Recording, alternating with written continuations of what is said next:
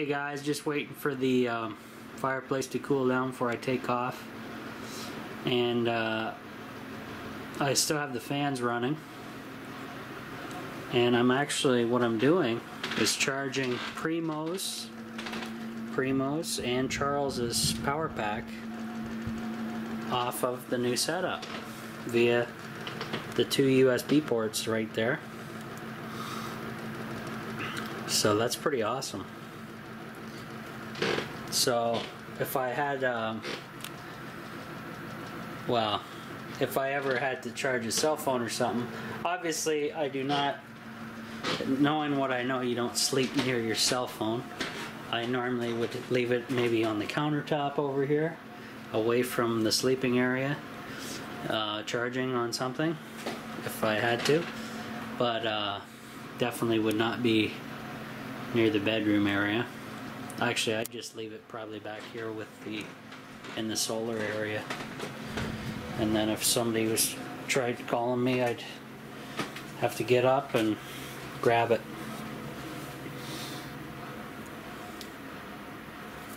But yeah, so far so good. Just letting things cool off. The wax is starting to harden up again. And the wicks are still poking out there. It's kind of neat.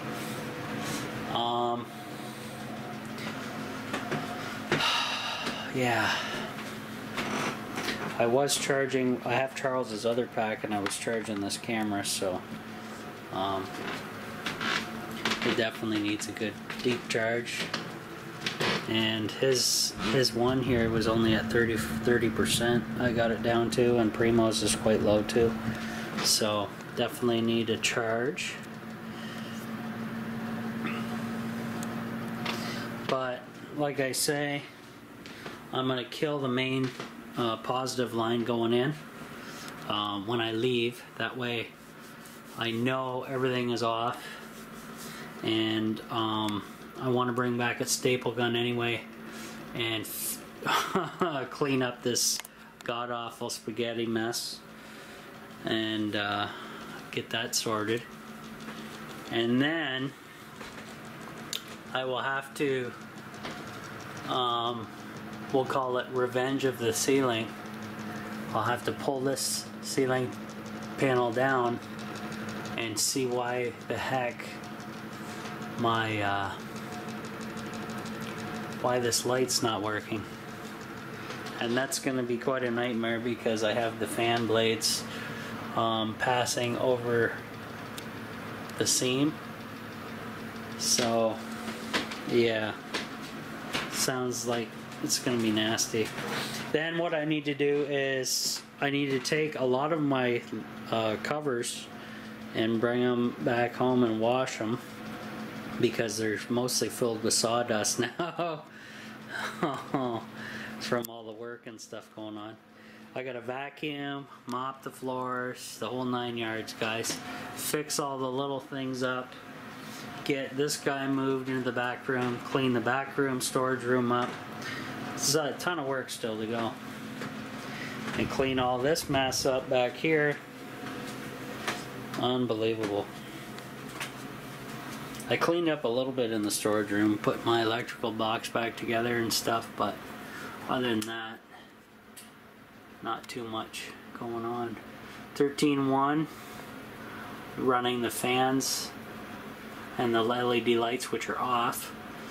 And this LED light is run off the this guy here, and the heat, the fans on the heater also run off this one, and they don't even put a dent in this system. So, and that's the older system, which is quite amazing. So I'm glad I put the fans and the lights on the bigger system, because it did draw it down. When I had just the fans running and not these units charging over here, it was basically holding stable at 13.6, which is very good just for the fans running on an overcast winter day. That's pretty damn good, guys. And yeah, I think, okay, I'm gonna put this out here, guys. I'm no solar expert, but from This is my first winter with the panels at the off-grid tiny house. Now it's not a true winter because we haven't even gotten snow yet. We've had snow, but it's wet snow. As soon as it hits the ground, it melts. Now, I'm no solar expert, like I said, but my panels are not angled. They're horizontal, facing straight up into the outer space, into the sky. And they seem to be doing quite a good job just like that, horizontal. All these people saying, oh, they gotta angle this way and that way. I'm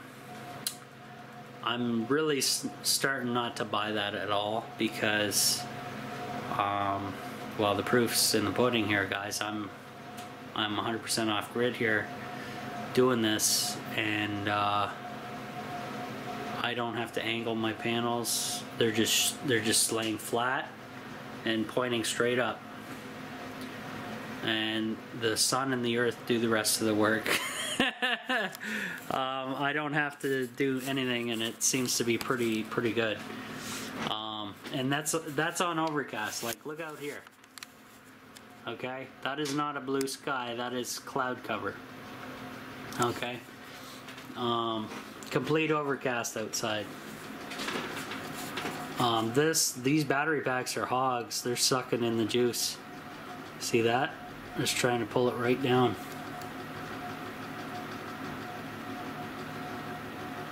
But what I can do is I'm going to shut these fans off and watch this thing skyrocket back up. There goes the fans.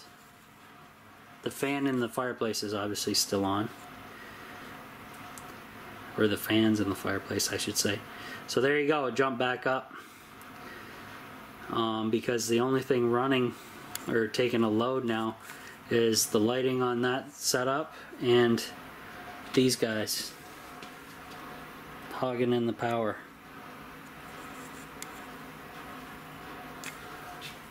So there you go.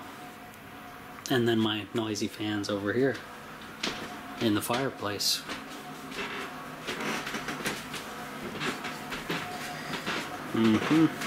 Which I gotta open the glass up, pull everything out of there and wash the glass, clean the glass, and then figure out what the hell is causing all that blackness on the glass window there. I don't get it. Oh well, I'll have to figure it out. What else is going on? Not much. I'll show you the temperature in here. I should show you that. It hasn't shown that yet, I don't think. 65.7 degrees Fahrenheit inside at 55% humidity, which is really nice. And it's 36.5 Fahrenheit outside at 69% humidity. And for Europe, the European followers, I'm at 15 degrees Celsius. Okay. And I don't know if it's 1 o'clock. It says it's 1 on that thing, but I don't remember setting up a friggin' clock on that thing. Not that I can remember anyway. Oh yeah, we're up to 13.5 now? 13.6. It's floating in between. I really like this. This was recommended by Dean. Dean's Off-Grid Projects. And this is very cool. This is from Wish. You guys, if you follow me, you know that. It took a lot of work to wire it the way I wanted it to. Then I still have to wire it and clean up all this spaghetti, but that is quite the outfit. I like that. A little expensive, but looks like it's going to be worth it, especially once I get this damn light fixed. I don't know what's going on there. And it's not reversed. I didn't reverse anything because that was the first one I did.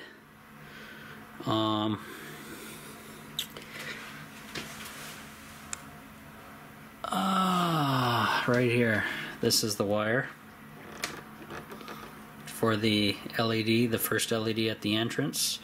and its negative goes into the bus bar, and it seems to be pretty damn tight because I'm tugging on it. So obviously not that. Now I need Stu, High Tech Guy 18's help with this. He recommended this thing, but when I turn this knob, my fans go crazy.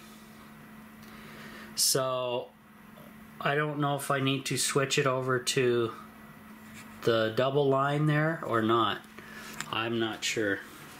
But it's supposed to, what it's supposed to do is when these turn on, oh, we're up to 14 now. So I'll turn the fans on just to show you. When these turn on, they're blowing at full speed. So when I adjust this knob, or supposed to adjust it, it's supposed to slow the speed down on the fans, which is good for heat winter season. Right now it's going full bore.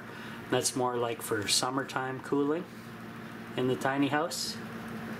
Well, I can live with it now, but the whole point of me wiring this thing in was for me to be able to adjust the speed of the fans. And right now, when I touch this thing, it makes the fans go, I think, in reverse at high speed, and it almost wants to grab the wires and wrap it around that hook that the fans held on, and that's just not going to cut it. So I'm guessing, now I'm going to demonstrate something here, guys. If I click this down in the middle, that actually kills the power to my fans. Okay, now Stu warned me not to click all the way to the left because that might dead short it. So if I click this on, back to normal, everything's running fine. But I want to know what that double line thing does, and hopefully doesn't dead short my fans. Now I'm only asking because when I adjust this, the fans go wacko. So I don't know. I don't know what's going on. So hopefully Stu comes up with a good idea. Because I do not want, I don't even want to mess with this thing, because if it blows out my fans, it means I got to rip more ceiling down and buy new ones. That's not going to be good. So I need to know what's going on. And obviously instructions were poor because it comes from China, right? So 61%. That's charging quite fast, and that's only got one cord hooked up. You can charge it with two. So yeah, I'm gonna shut the fans off.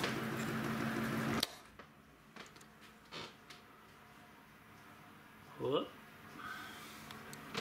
And then this thing should skyrocket back up because the fans are actually the heaviest load on the system.